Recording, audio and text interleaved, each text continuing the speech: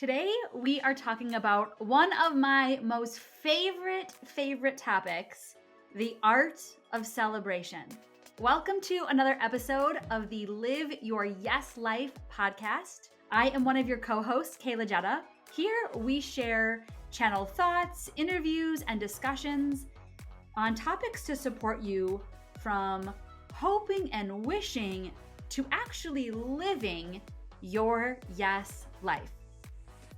Okay, so today we are talking about why you've gotta be celebrating if you want more. More of anything, more money, more health, more love, more abundance, more travel, more dogs, more babies, whatever it is you want more of. I say that you must be celebrating. Now, I also want to say that I do not like to use words like should and have to and gotta and must because I really believe that what's aligned for one is not necessarily aligned for all with most things. And in fact, the word should is kind of a trigger word for me. If somebody ever says, "Oh, you should really do this," already my kind of like defenses go up and I'm like, should I do that or should you do that? Like, who is that really for? Interrupting conditioning is something that's really important to me. And conditioning is whenever we put a should on ourselves. When we make a choice because it may be what's best for someone else, but not necessarily what's best for us. So I say all that as some context to frame up that I'm not a person that likes to work with that kind of thought process. And yet, I really do believe that this is one of those instances that for everyone, it is a must. It is a have to. I liken celebrating to water. Like I believe that all humans benefit from being hydrated, from drinking water, right? Whether we like it or not, whether we jazz it up or we just drink it straight, whether we are a tap person or filter, like however it is we take our water, it's important. And I think that celebration is comparable to that. It is a life force energy. It is something that makes a real big difference. So, right now, tune in and ask yourself, are you dehydrated when it comes to celebrating? I chose this topic today because it is something that I talk about a lot. I am a queen of celebration, and I put a Facebook post out as I was getting ready to do this live and said, what do you want to hear me talk about? I have another weekly podcast episode coming up. What should I talk about? And one of my clients said, please talk about celebration, why we should do it, and how to do it. So that's exactly what I'm going to give you today. I'm going to talk about 3 reasons that celebration is crucial. And then I'm also going to share 3 tips I have for how you can celebrate. So let's start with the why. Why do I think that for all humans, all over, all the time, celebration is a must? So have a little fun with me, okay? Just like I want to be like light and playful around this. And I'm going to share with you the behind the scenes of my own belief structure. And I'm putting an asterisk on this to say that if my belief does not match your belief structure, feel free to adjust it, adapt it, make it yours. Okay, I'm just being a little playful, having a little fun. All right, here we go. So, reason number 1 why you've got to be celebrating if you want more is because I say celebration is the language of angels. Let me unpack that. So I like to be playful. I believe in angels. For me, if that's not your gig, it's all good. You can update this belief to make it your own. But I believe in angels. And I like to imagine that up there in heaven, I have a support squad, right? Like there is a spirit team that is working with me. It's just fun to me to imagine like who's on that support squad and have a relationship with them. And so one of the ways that I like to play with this is I like to imagine kind of like my team of angels, and that when something in my life is happening that is good and yummy, something that I really appreciate, that I asked for or was surprised about and want more of, that when I celebrate, I am clearly speaking in the language that my spirit squad can understand. Like we're talking the same lingo, okay? And so I'm just gonna make up an example. Like when I get a really good night of sleep and I just wake up feeling so rested, so restored, and then I celebrate that good night of sleep with some gratitude in my journal.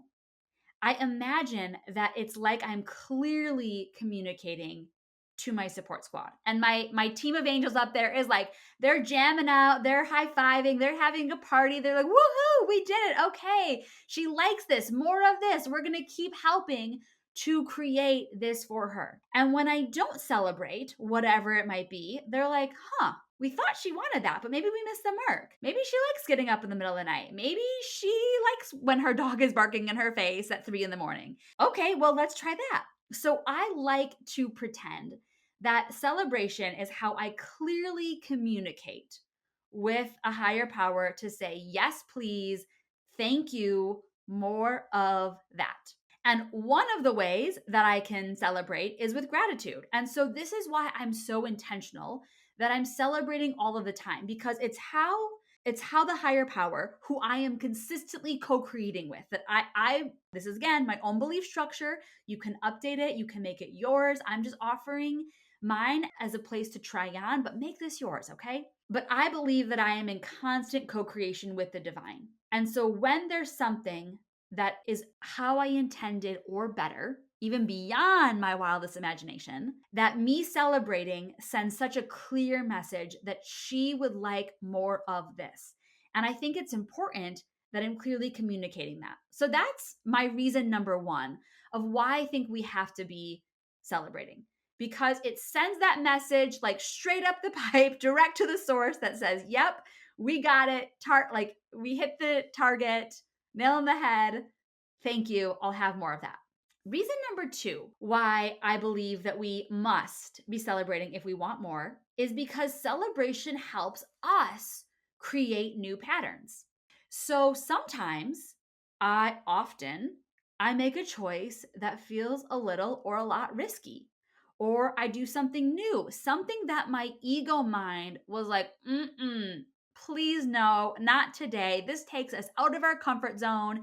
This feels stretchy. This feels scary. We don't know how you're going to pay for this. We don't know how you're going to have the time for this. We don't know that everyone in your life is on board with this. And yet my soul knows that it's the direction that I want to go. And so when I honor my soul and I make a choice to take the action or do the thing or make the investment or whatever it is, and then I celebrate making that choice, what happens is it's creating a new pattern inside me. And all of the parts of me inside are like, okay, we like that. That was good. When we take a risk, when we trust ourselves, when we honor our soul, it feels good. There's something to celebrate. And I'm creating a new pattern. Versus if I take the risk and then I'm just in total panic, or even worse, I'm just like laissez-faire about it. Like I'm so neutral. I'm like, oh, it didn't even phase me. Then the pattern is like, maybe that wasn't the choice. I don't know. We'll kind of have to go through a little drama the next time I want to make a big choice like that. The reason that I'm able to take more and more risks and make more and more decisions, big and small, with ease, is because I have a pattern of celebrating when I make a choice that felt stretchy. And so I am learning, I'm creating a new pattern for myself that it's good to do that it's a-okay to do that. And that brings us to the third reason that I think we've got to be celebrating, because it just feels good. And I say, go where the good feeling is. It just feels good to be celebrating. And that matters. It makes a difference that we are allowing ourselves to be in that good feeling, because the more good feelings we have, the more powerful actions we take. Good feelings beget good feelings. So if we want to have more goodness, more joy, more abundance, more of whatever we want, feel good. Feeling good is the way that we move ourselves from one space to the next, from one risky decision to another risky but beneficial decision. And I do think that risk is a necessary ingredient. So having that celebration makes a really key difference. It supports us in being able to say, we can keep going, we can keep doing more. It lets us speed up the process. Not to And I don't mean speed up the process in a way to hijack or take over, but to not get in our way, to not slow ourselves down, just to keep walking on our path that really serves our highest good. So now we know why it's important that we're celebrating. Let's talk about how to celebrate. Because the same person that said, "Can you talk about celebrating?" also mentioned in her comment on my post that she's like, "I just kind of feel like the things that I could do to celebrate are just part of my everyday life. And so they're not necessarily a celebration." So let's break that down. I'm going to give you 3 tips on how to celebrate. I do want to say that I believe anything can be a celebration. Even things, and maybe especially things that seem mundane or part of our everyday life, can be a celebration. Because one tip is that it's all about the intention that we put on whatever action or activity or way we're doing to celebrate is what changes something from just part of our everyday life into a celebration. So we could have eating a delicious meal be a celebration. Going on a walk outside could be a celebration.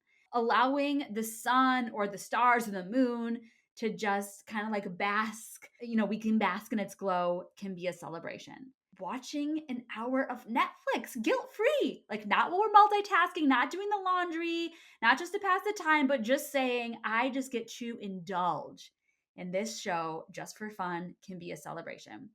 It's really about the intention. And so, one way that we can make anything a celebration is to decide this is a celebration. And before we start whatever the activity is, we can simply bring to mind what our intention is for this activity. And so that could look like we just mentally think, I'm about to partake in this activity to celebrate X, to celebrate how I showed up for something, or to celebrate my follow through, to celebrate taking a risk, or to celebrate XYZ, whatever it is. Then we can have some gratitude for the way that we're able to indulge in whatever action we're about to partake in as a celebration. And so, in this way, anything can become a celebration, but we must have the intention. And so, on other days, we would just take that same action and it wouldn't necessarily be a celebration. Here's an example from my own life. I take an Epsom salt bath every single day. Every day, I love to soak my sore muscles and read a book in an Epsom salt bath. So it's a daily action that I'm doing. So it's not always a celebration, but sometimes, like after a particularly long run, or after maybe a day where I feel like I really showed up, I was of high service, I was a clear channel, things like that. As I am running the water and pouring the Epsom salt in and lighting a candle and grabbing my yummy fiction book that I'm going to read, I will say, thank you, God, for the opportunity that I got to have today. I am so grateful for the way that I got to serve or the way that my body could strongly carry me. And now I'm about to indulge in this Epsom salt bath as a celebration of the way that I showed up today or the choice that I made today. And so that's just my own language, my own way of creating that to be a celebration. And other days, I just kind of hop in, it's part of my daily routine. So I'm just modeling one example of what that could look like. So, how to celebrate, lead with intention. Take whatever activity you're going to do and set a clear intention that the reason I'm partaking in this activity today is to mark this as a celebration. Here's another tip for how to celebrate. Make a menu of small, medium, and large celebrations that you can choose from. Okay? And I think that the way that we determine a small, medium, or large celebration, it can be different for all of us, but it could be based on price or based on time. So you might want to decide, like for me, a small celebration is typically something that's like $20 or less. So some examples of a small celebration would be things like an hour of guilt-free Netflix. I've already paid for that. There's no cost, $20 or less. And it's kind of like an hour or less of time too. It could be a new book. It could be treating myself to a glass of LaCroix sparkling water in a fun drinking glass with my dinner. So small celebrations, I think typically $20 or less, about an hour or less. This could be different for you. For me, a medium celebration is something that's like maybe up to $100 or $200 and might take 1 to 2 hours. So a medium celebration could be like a new pair of running leggings, which are over $100. Or a medium celebration is I am going to give myself 90 minutes at Target. I'm going to go in and get a Starbucks. I'm going to meander around and I get to choose whatever my soul is like, yes, this is for you. Now, a medium celebration could also cost nothing. A medium celebration could be me taking 3 hours out of my afternoon to lay in my hammock by the water and to unplug from work in the middle of the day. So I think about what is a medium celebration like for you, and then a large celebration. And so for me, a large celebration is probably $200 or more, and it probably takes more than just a couple of hours. So this might be a vacation somewhere. This is a trip. This is something that's going to be a little bit more costly. So you can make a menu ahead of time that offers these are the small, medium, and large celebrations that you're most excited about. So when it comes time to celebrate something, you're not like, scratching your head, how should I celebrate this? You can just flip to your menu and choose something. And you could have this menu just as a list that you get to intentionally make a choice from, or you could put them like on popsicle sticks or a piece of paper in a jar and then just pull one out at random. And this leads me to my third tip of how to celebrate, which is to pre-assign a celebration to something. So let's say maybe you have decided that what feels like a risky action you're going to take is to invite 10 people to something you have coming up, to an offering that you have. And making those 10 invitations feels a little risky, feels a little sweaty. You're like, you're going to be a little vulnerable, like you're putting yourself out there. And so you pre-assign what the celebration is going to be when you complete those 10 invitations. It could just be a small celebration. Like after I make those 10 invitations, then I am going to give myself 30 minutes to take a walk outside in the sunshine. So you pre-assign it and it gives you something to play for. Then you know that, okay, I am now going to take this action. I'm going to show up, I'm going to follow through, and there is a celebration waiting for me on the other side. And that's another really great way to support that you are actually celebrating. And it goes back to why do we do it? Because after we then make these 10 invitations and we go and celebrate it, we're clearly sending a signal to a higher power at B and our own internal operating system that says it feels good to take these powerful actions. I'm going to keep doing this. More of this, please. I want to remind you that we can celebrate the action just as much as the result. So in the example that I just gave, maybe what you're hoping for is 3 people to be a yes, 3 people to hire you or buy the thing or book the appointment or whatever it is. And while we can attach a celebration to the result, I find it to be a lot more powerful to put a celebration with the action instead of the result. So not just when 3 people are a yes do I get to celebrate, but me taking the action of making the 10 invitations, that's what there is to celebrate, because I have autonomy over that. I can actually show up and take that action, or I can procrastinate or dawdle or sabotage or get in my way. And so this is where I think it's really powerful to celebrate the action just as much, if not more, than the result. And hey, go ahead and celebrate both. Attach a celebration. Maybe you want to put a small celebration on the action and a medium celebration on the result, or vice versa. There's no wrong way to do it. So to bring it home, I want to invite you to make celebration work for you. If you've got to start small to start, then start small. But notice the power and the importance of why we must celebrate. It's just like drinking water. We cannot be out here in these streets dehydrated from celebration. It will not get us where we want to go. And the way that we can celebrate is by making it intentional, having a menu so we have some things to choose from, and pre-assigning a celebration to something so we already know what we're playing for and how we get to celebrate after. Thank you for letting me share this insight with you. It's really fun to be in this conversation. I want to remind you that we have a free Facebook community that is in conjunction with this podcast. It's the same name.